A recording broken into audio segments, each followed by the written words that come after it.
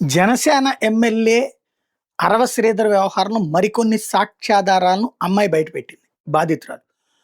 ఇంతకుముందే చెప్పుకున్నాం, పేరు వెల్లడించడానికి ఉండదు. లైంగిక సంబంధాల విషయంలో, లైంగిక నేరాల విషయంలో పేరుని బయట పెట్టకూడదు. కాబట్టి అది నెంబర్ 1. నెంబర్ 2 వచ్చేటప్పటికి అమ్మాయి మళ్ళీ ఏదైతే అతను హెరాస్మెంట్ అంటే తను చెప్పుకొచ్చినటువంటిది ఏంటి, మొట్టమొదట తను శుభాకాంక్షలు చెబుతా ఫేస్‌బుక్‌లో మెసేజ్ పెడితే వెంటనే స్పందించి ఫోన్ నెంబర్ తీసుకొని అప్పటి నుంచి టెలిగ్రామ్ దాంట్లో మాట్లాడుతూ ఉండేవాడు. అంటే టెలిగ్రామ్ యాప్ అయితే గనక ఆ సదరు సంస్థ మనకు ఎలాంటి నివేదిక ఇవ్వదు.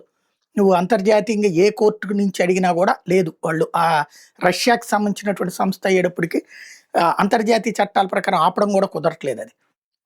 దాంతో అందులో నుంచి కాల్ చేసుకొచ్చారు. అంటే రేపు సాక్ష్యం ఉండదు ఆ పాయింట్‌కి. అతను కాల్ చేశాడా లేదా అన్నటువంటి పాయింట్‌కి సంబంధించి. అందుకనినే వీడియోని రికార్డ్ చేసింది. తను వాళ్ళిద్దరూ కలిసి ఉన్నటువంటి వ్యక్తిగత జీవితానికి సంబంధించింది. ఈవెన్ అతను స్నానం చేసేటప్పుడు కూడా వీడియో తీయమంటాడని చెప్పి, తనని నగ్నంగా ఉండమంటాడన్నటువంటి దానికి సంబంధించినటువంటి ఆధారాలతో సహా విడుదల చేసింది. ఫేస్‌బుక్కుల్లో నుంచి బిగినయ్యి అది కాస్త ఎటు నుంచి ఎటుకు వెళ్ళింది అన్నటువంటిది. అయితే ఎమ్మెల్యే కుటుంబం మాత్రం అమ్మాయే తమని బ్లాక్‌మెయిల్ చేసింది అన్నటువంటి ఆరోపణ చేస్తోంది. ప్రస్తుతానికి ఈ ఉదంతం అన్నటువంటి దాంట్లో కొత్త వీడియోలు రిలీజ్ అవుతూ ఉండటం, అలాగే అతని చాట్ రిలీజు ఇదంతా కూడా సంచలనమే సృష్టిస్తోంది.